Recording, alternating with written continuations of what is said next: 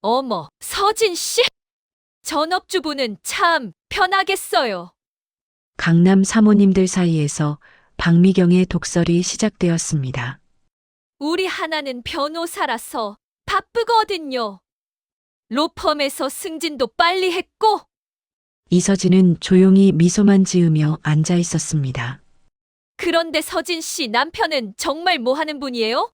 궁금해 죽겠네. 그 순간 식당 밖에서 요란한 사이렌 소리가 들렸습니다. 그리고 로비에 나타난 한 남자를 본 순간 이서진을 무시하고 아래로 깔보던 박미경의 얼굴은 새하얗게 질려버렸습니다. 무슨 일이 일어나는 걸까요? 오늘의 사연 지금 시작합니다. 시작하기 전 구독과 좋아요는 채널을 만드는데 큰 힘이 됩니다. 구독과 좋아요 부탁드려요. 강남 한복판의 고급 일식당 스시겐의 프라이빗 룸에서 6명의 사모님들이 둘러앉아 있었습니다. 오마카세 코스 요리가 하나씩 나올 때마다 휴대폰을 들어 사진을 찍으며 SNS에 올리기 바빴습니다. 어머, 이 우니는 정말 달콤해. 역시 일주일 전에 예약해야 하는 곳이라 그런가? 박미경이 값비싼 샤넬 재킷 소매를 살짝 걷어 올리며 말했습니다. 손목에는 까르띠에 시계가 조명에 반짝였습니다. 미경 언니가 맛집을 너무 잘 아시잖아요. 저희가 어떻게 이런 곳을 알겠어요. 다른 사모님들이 일제히 맞장구를 쳤습니다.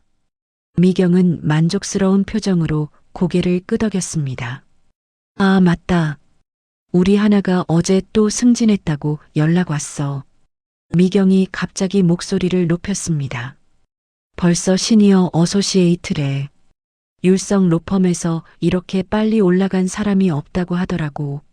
와, 정말 대단해요. 하나씨 정말 똑똑하더라니까요. 미경 언니가 워낙 잘 키우셔서 그런 거 아니에요?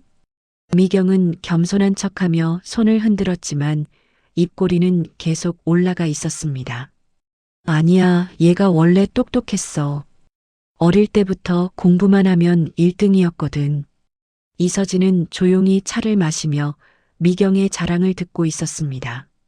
수수한 베이지색 니트와 진주 목걸이, 차림이 다른 사모님들의 화려한 명품 옷차림과 대조되었습니다. 그런데 서진 씨는 요즘 뭐 하며 지내요?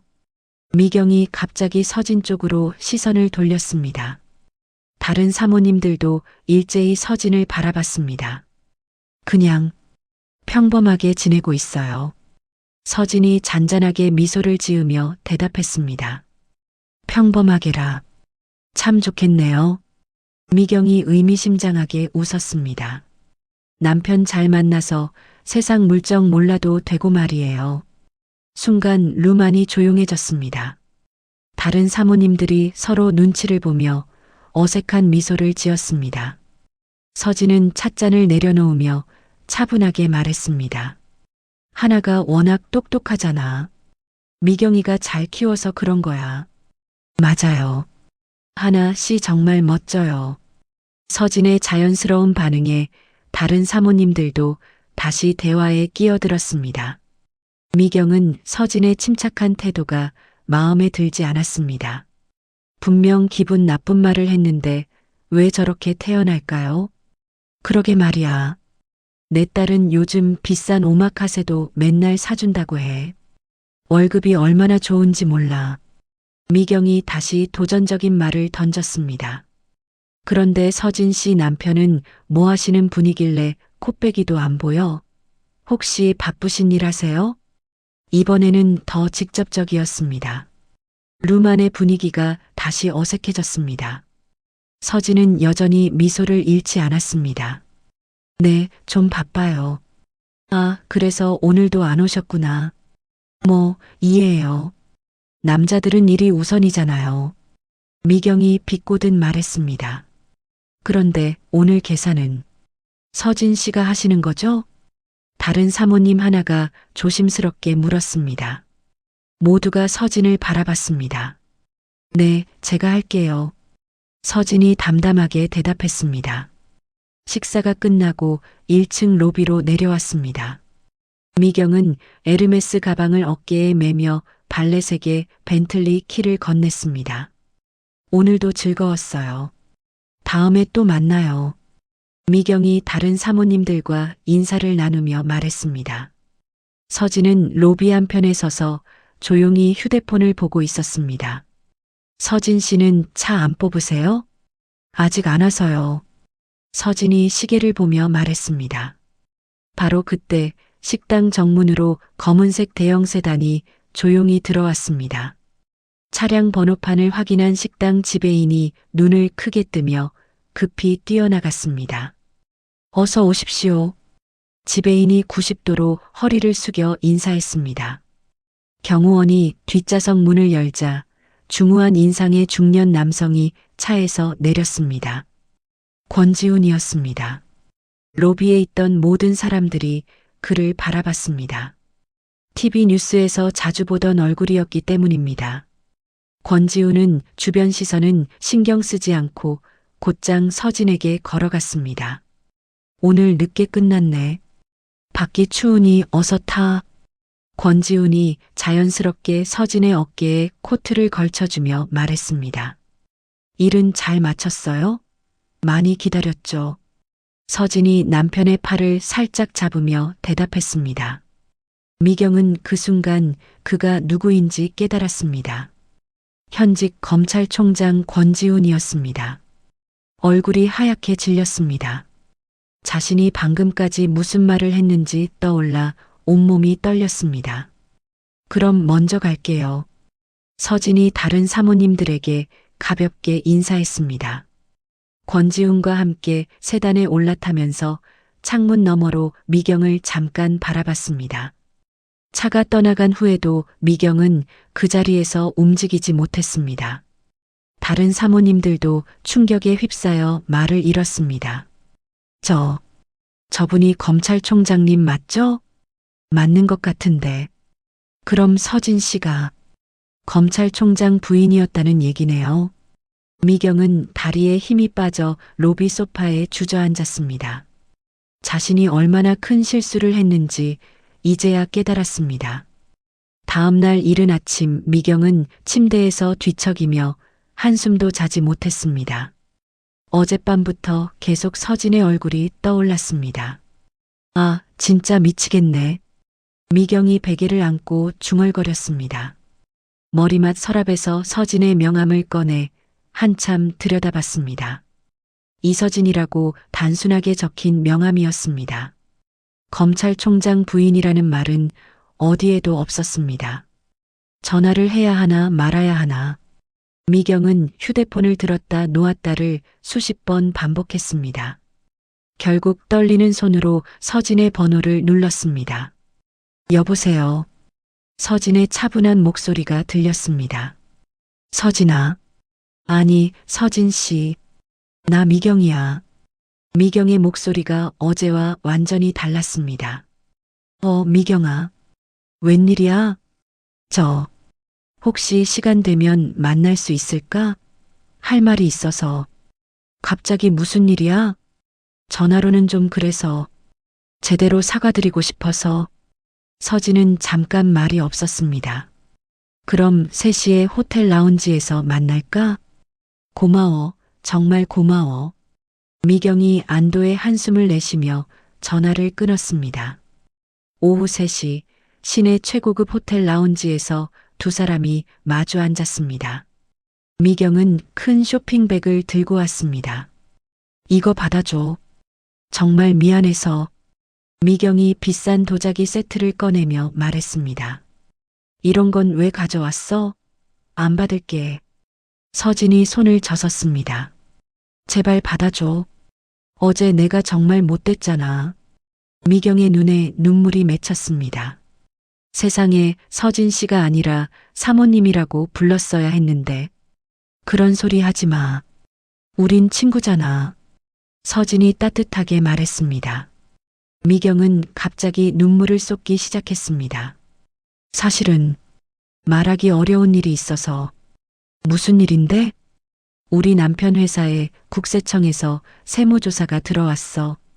그것도 특별조사팀이. 미경이 손수건으로 눈을 닦으며 말했습니다. 회사가 망할 수도 있어.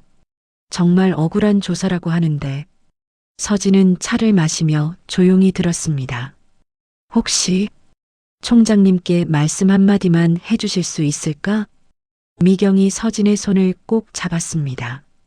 정말 억울한 세무조사야. 우리 남편은 세금도 제대로 내고 깨끗하게 사업했거든. 서진은 미경의 손을 가만히 빼냈습니다. 미경아, 나는 남편 일에 관여하지 않아. 하지만, 그리고 내 남편 일도 내가 알지 못해. 서진의 목소리에 단호함이 느껴졌습니다. 그런 부탁은 나에게도 남편에게도 큰 신뢰야. 서진아, 제발. 미안하지만 도와줄 수 없어. 그리고 이 선물도 받을 수 없고. 서진이 자리에서 일어났습니다. 다음에 다시 연락할게. 서진이 라운지를 나간 후 미경은 혼자 앉아 주먹을 꽉 쥐었습니다. 수치심과 분노가 동시에 밀려왔습니다. 뭐야, 저런 식으로 나올 거야? 미경이 이를 악물었습니다. 그날 오후 미경은 계모임 단체 채팅방을 열었습니다. 6명이 모두 들어와 있었습니다. 미경 언니들, 어제 서진이 일 어떻게 생각해? 윤이 정말 깜짝 놀랐어. 검찰총장 부인이었다니. 미경 그런데 좀 이상하지 않아? 왜 그동안 숨겼을까? 수진 글쎄, 이유가 있겠지. 미경 나는 좀 기분 나빠. 그동안 우리를 바보로 본 것 같아. 윤이 무슨 뜻이야? 미경 우리가 모르는 사이에 뒤에서 비웃었을 것 같다고. 미경은 계속 악의적인 메시지를 보냈습니다. 미경 검찰총장 백 믿고 사람을 무시하더라. 미경 오늘 만났는데 완전 달라졌어. 진짜 오만하고 위선적이야. 다른 사모님들도 미경의 말에 동조하기 시작했습니다. 은주 맞아. 뭔가 이상했어. 너무 조용했잖아. 윤이 그러고 보니 항상 우리 얘기만 듣고 자기 얘기는 안 했네. 서진은 집에서 이 모든 메시지를 보고 있었습니다. 하나씩 읽어보다가 조용히 단체 채팅방에서 나갔습니다. 한편 권지우는 검찰청 집무실에서 비서와 대화하고 있었습니다. 박미경 남편 회사 세무조사 건 간단히 보고해 주세요. 권지훈이 서류를 보며 말했습니다. 정당한 법 집행으로 확인됩니다. 탈세 혐의가 명확해 보입니다. 특이 사항은 없고요. 네, 일반적인 세무조사입니다. 권지우는 고개를 끄덕이며 서류를 덮었습니다. 아내가 겪고 있는 일을 모르는 척했지만 사실 모든 것을 알고 있었습니다. 며칠 후 저녁 9시 KBS 뉴스 앵커의 목소리가 전국으로 울려 퍼졌습니다. 대형 로펌 율성에서 천문학적 규모의 M&A 비리 및 주가 조작 의혹이 불거졌습니다. 미경은 거실 소파에서 뉴스를 보다가 몸이 굳었습니다. 화면에 율성 로펌이라는 글자가 크게 떠올랐습니다. 하나가 다니는 회사잖아. 미경이 급히 딸에게 전화를 걸었습니다. 하지만 계속 통화 중이었습니다. 율성 로펌의 핵심 실무자로 지목된 박하나 변호사가 오늘 오후 긴급 체포되었습니다. 앵커의 다음 말에 미경의 휴대폰이 바닥에 떨어졌습니다. 화면에는 수갑을 찬 채 고개를 숙이고 있는 딸의 모습이 나왔습니다. 하나야. 미경이 비명을 지르며 TV 앞으로 달려갔습니다. 박하나 변호사는 율성 로펌의 최연소 파트너 승진을 앞두고 있던 핵심 인물로 불법 자금 세탁의 실무를 직접 담당한 것으로 알려졌습니다. 미경은 그 자리에 주저앉았습니다. 온몸이 떨려서 일어날 수가 없었습니다. 현관문이 급히 열리며 남편이 들어왔습니다. 여보, 큰일 났어. 남편도 뉴스를 본 모양이었습니다. 하나가, 우리 하나가. 미경이 말을 잇지 못했습니다. 지금 변호사 사무실로 가봐야 해. 바로 그때 현관 밖이 시끄러워졌습니다. 기자들이 몰려온 것이었습니다. 박하나 변호사 어머니시죠? 한 말씀 부탁드립니다. 딸의 혐의에 대해 어떻게 생각하십니까? 현관문을 두드리는 소리와 플랫이 터지는 소리가 계속 들렸습니다. 미경은 커튼을 꽉 닫고 바닥에 앉아 울기만 했습니다. 그 시각 대검찰청 특수부에서는 긴급 회의가 열리고 있었습니다. 율성 게이트 사건의 중대성을 고려하여 총장님께서 직접 지휘하시겠습니다. 권지훈이 회의실에 들어서자 모든 검사들이 일어나 인사했습니다. 이 사건의 주임 검사로 김정혁 부장검사를 지명합니다. 권지훈이 단호한 목소리로 말했습니다. 김정혁이 앞으로 나섰습니다. 최선을 다하겠습니다, 총장님. 그 어떤 타협도 모릅니다. 끝까지 파헤치십시오. 네, 알겠습니다. 이튿날 새벽 김정혁 검사팀은 율성 로펌의 대대적인 압수수색을 감행했습니다. 수십 명의 수사관들이 건물로 들어갔습니다. 박하나는 검찰청 조사실에서 김정혁 검사와 마주 앉았습니다. 박 변호사, 이 자금 흐름을 설계한 게 당신입니까? 김정혁이 서류를 보여주며 물었습니다. 그건 윗선의 지시였습니다. 하나가 떨리는 목소리로 대답했습니다. 윗선이 누구입니까? 대표 파트너님이 직접 지시하셨어요. 증거가 있습니까? 하나는 말을 잇지 못했습니다. 모든 증거 서류들이 자신의 이름으로 되어 있었습니다. 한편 미경은 딸의 담당 검사가 권지훈의 직속 부하라는 사실을 알게 되었습니다. 이게 우연일까? 미경이 혼잣말을 중얼거렸습니다. 서진이 부탁을 거절한 나에게 복수하는 건 아닐까? 공포와 망상이 미경의 머릿속을 지배했습니다. 그날 밤 폭우가 쏟아지고 있었습니다. 미경은 우산도 없이 서진의 집 앞에 서 있었습니다. 온몸이 비에 젖어 있었습니다. 인터폰을 누르고 또 눌렀습니다. 서진아, 나야. 제발 문 좀 열어줘. 미경의 목소리가 빗소리에 섞여 들렸습니다. 제발, 딸을 살려줘. 인터폰 화면에 비친 미경의 처참한 모습을 본 서진은 말없이 현관문을 열어줬습니다. 비에 완전히 젖은 미경이 현관에 들어서자마자 그 자리에 주저앉았습니다. 서진아. 미경이 바닥에 무릎을 꿇고 통곡하기 시작했습니다. 내가 죽일년이야. 너를 그렇게 무시했으니까 이런 벌을 받는 거야. 서진은 수건을 가져와 미경의 어깨에 걸쳐줬습니다. 일단 일어나. 감기 걸리겠어. 안 일어나. 이대로 죽을 거야. 미경이 땅을 치며 울었습니다. 하나를 살려줘. 제발 하나만 살려줘. 서진은 미경을 부축해서 소파에 앉혔습니다. 따뜻한 차를 끓여와 건넸습니다. 진정하고 이야기해봐. 내가 너무 못됐지? 어제까지만 해도 오만하게 굴었잖아. 미경이 눈물범벅이 된 얼굴로 말했습니다. 그런 건 다 지난 일이야. 아니야, 다 내 잘못이야. 네가 검찰총장 부인인 걸 알고도 그런 부탁을 했어.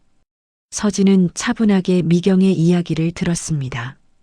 수사에 개입할 순 없지만 네가 하고 싶은 이야기는 끝까지 들어주겠어.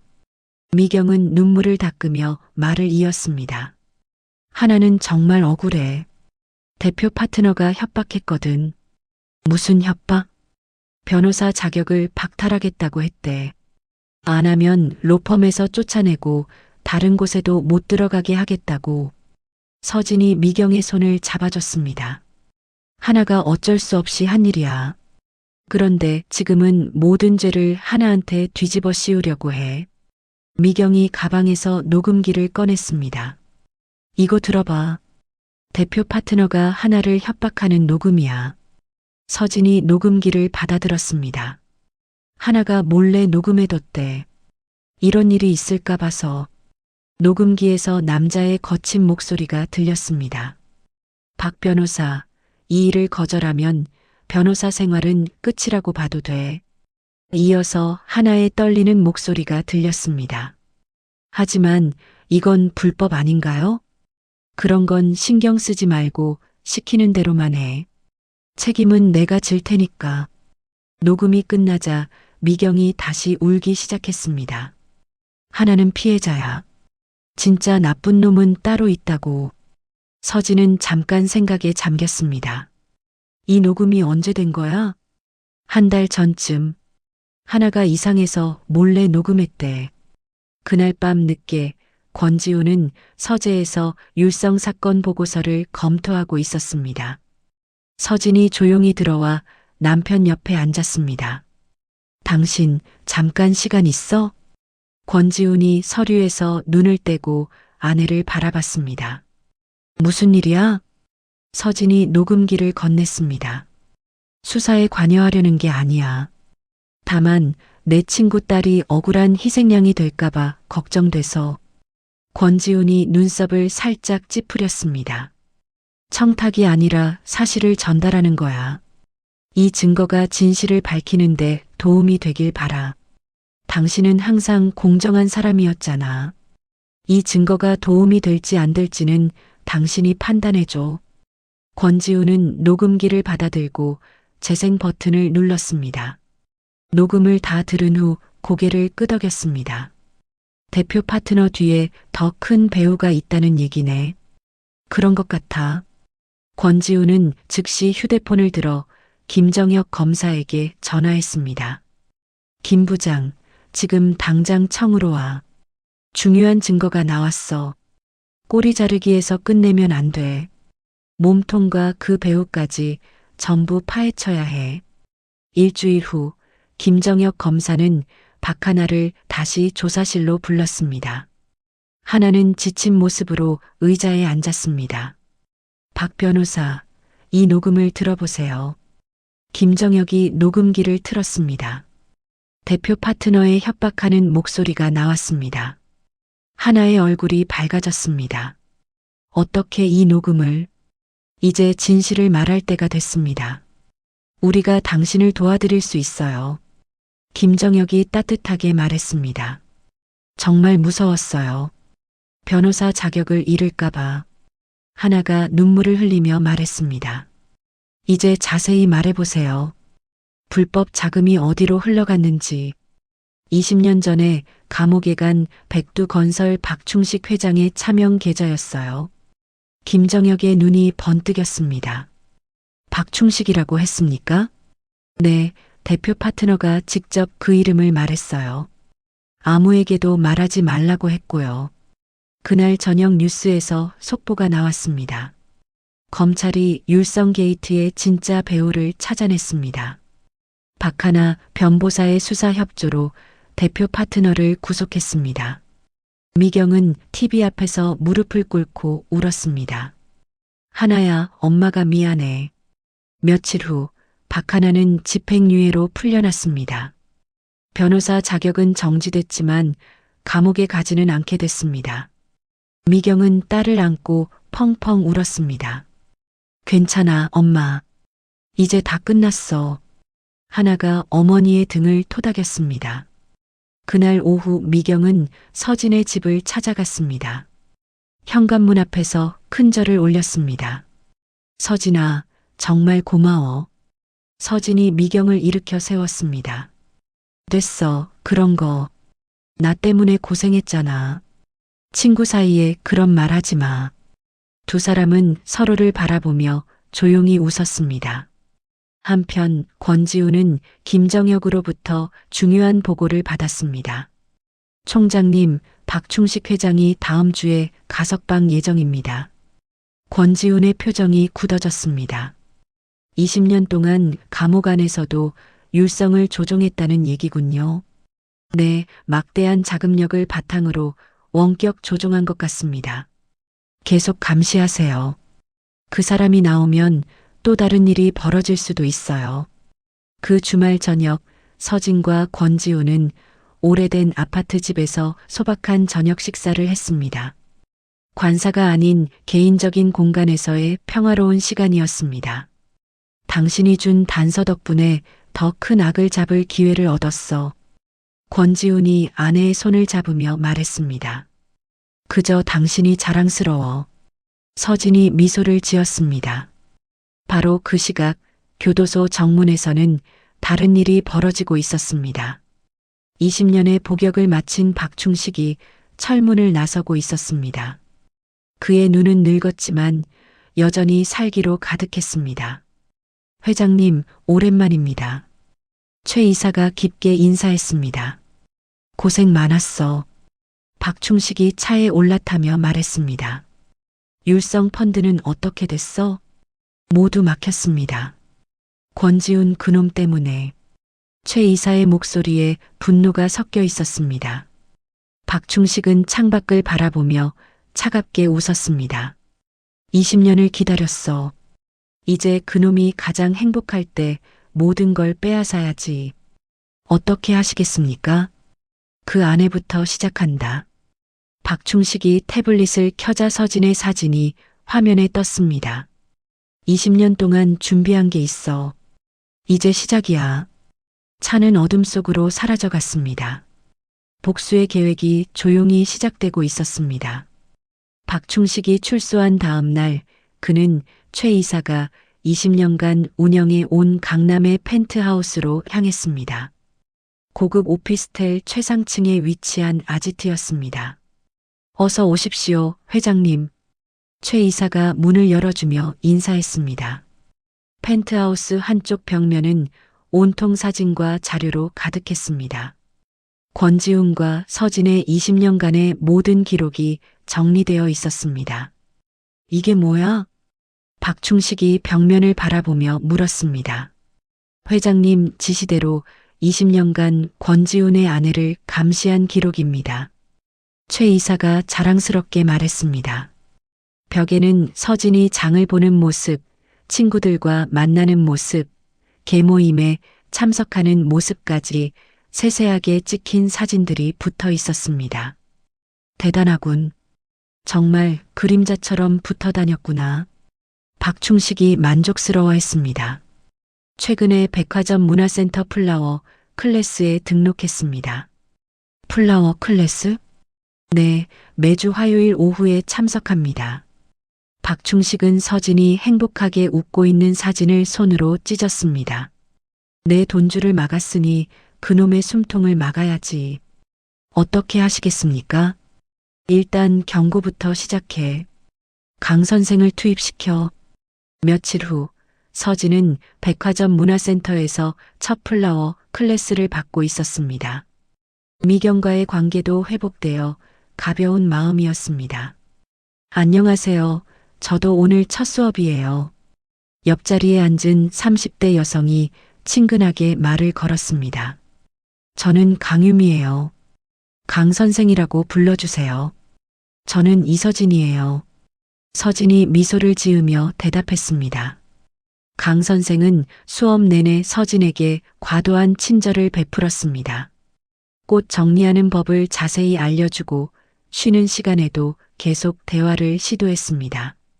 서진 씨 연락처 교환할까요? 다음에 같이 꽃시장도 가고 싶어요. 좋아요.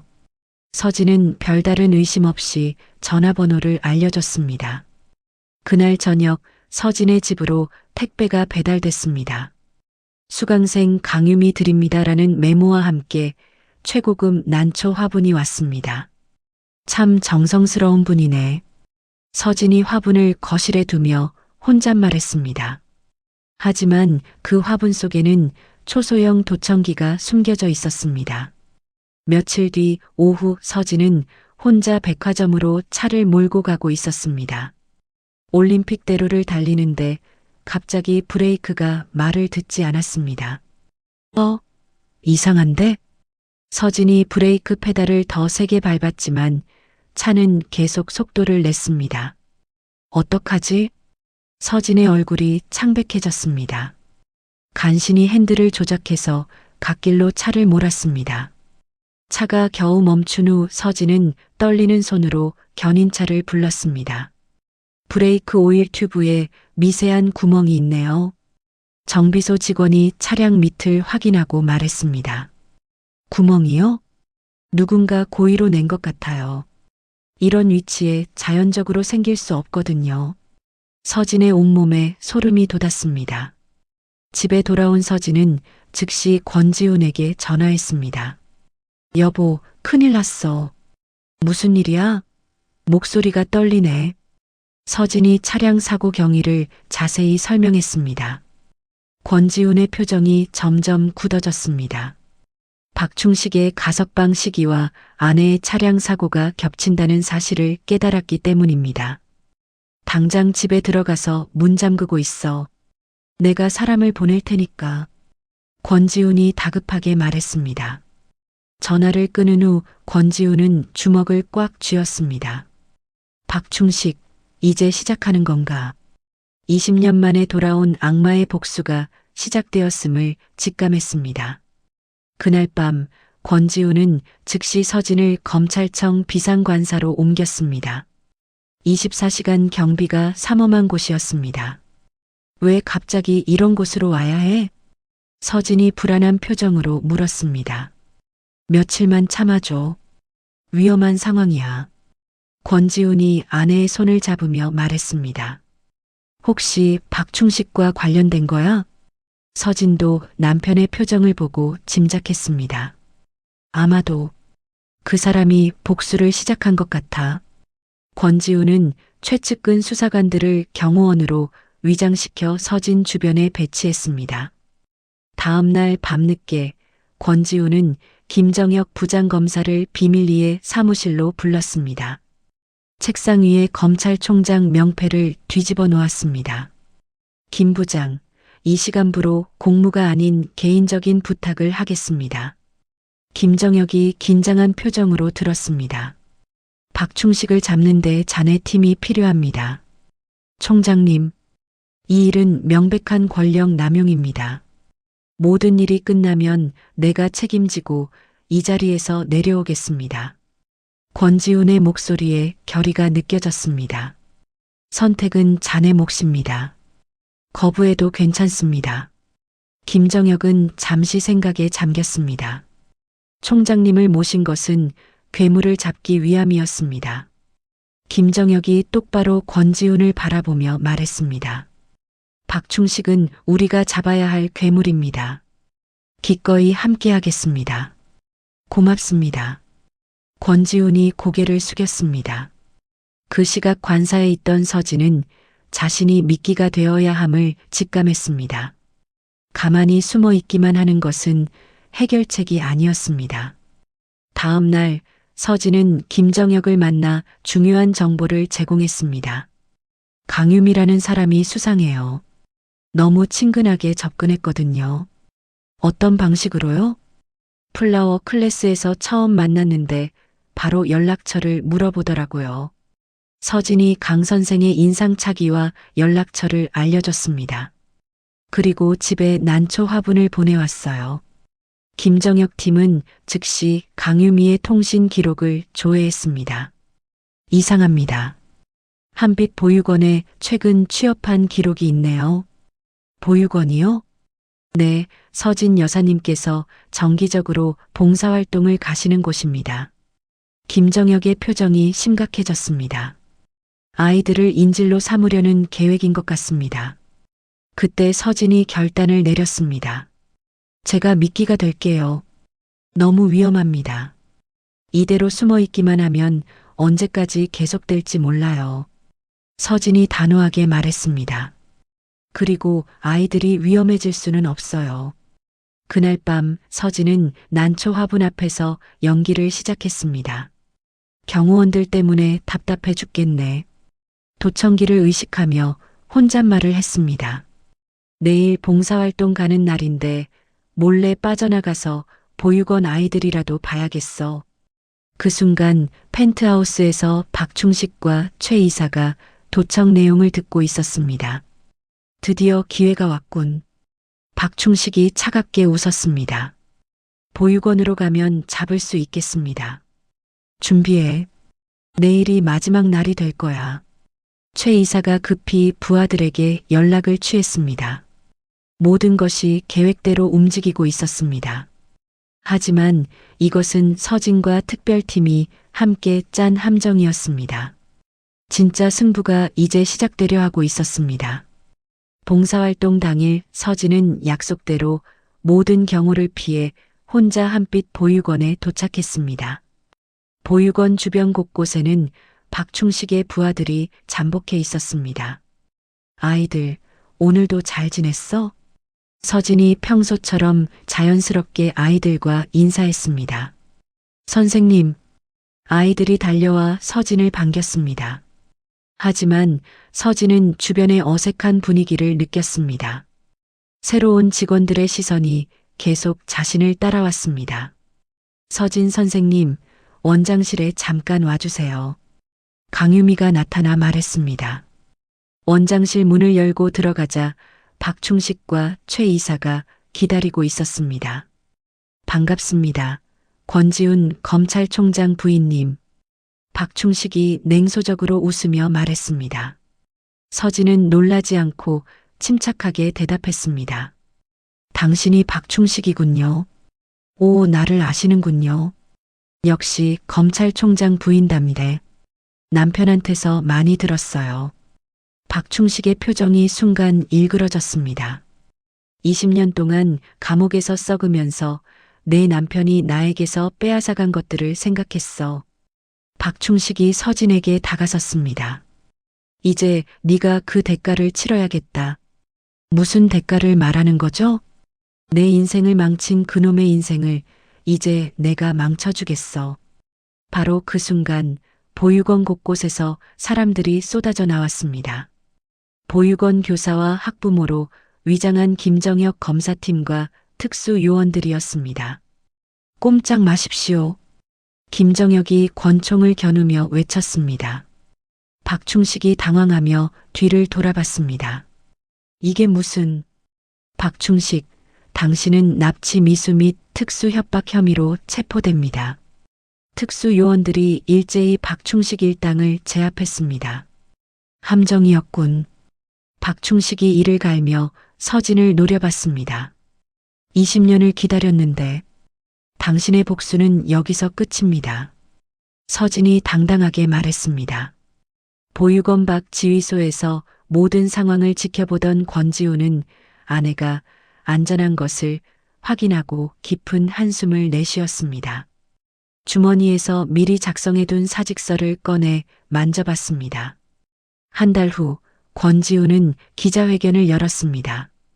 공직자로서의 본분을 다하지 못한 개인적인 과오가 있어 검찰총장직을 사퇴합니다. 기자들의 플래시가 터졌습니다. 율성 게이트와 박충식 조직을 모두 검거한 성과에도 불구하고 사퇴하시는 이유가 궁금합니다. 개인적인 일로 공적인 권한을 사용한 것에 대한 책임을 지겠습니다. 권지훈이 단호하게 답했습니다. 몇 달 후 모든 것을 내려놓은 권지훈과 서진은 조용한 시골 마을로 이사했습니다. 작은 집 앞에는 두 사람이 직접 가꾸는 텃밭이 있었습니다. 이렇게 사는 것도 나쁘지 않네. 권지훈이 호미를 들고 말했습니다. 훨씬 좋은 것 같아. 서진이 상추를 따며 웃었습니다. 그날 오후 집들이 손님이 찾아왔습니다. 박미경과 딸 박하나였습니다. 축하해, 서진아. 미경이 직접 담근 약주를 건네며 말했습니다. 하나는 국선 변호사로 새 출발을 준비하고 있었습니다. 이제야 사람 사는 게 뭔지 알겠어. 미경이 서진의 손을 잡으며 진심으로 말했습니다. 나도 그래. 이제 진짜 친구가 된 것 같아. 서진이 화답했습니다.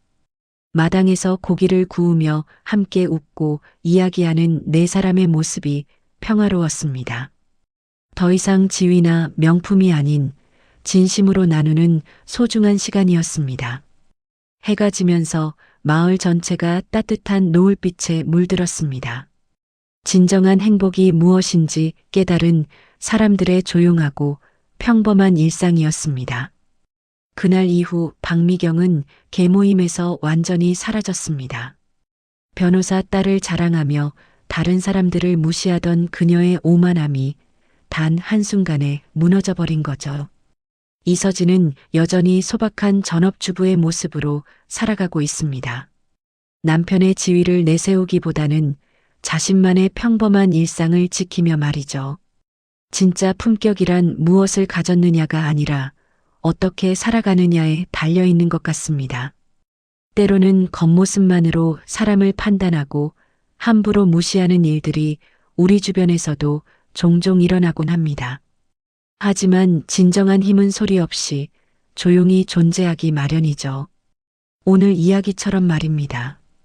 여러분도 누군가를 섣불리 판단하기보다는 진심으로 존중하는 마음을 가져보시길 바랍니다.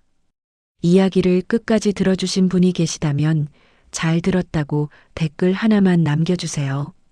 감사합니다.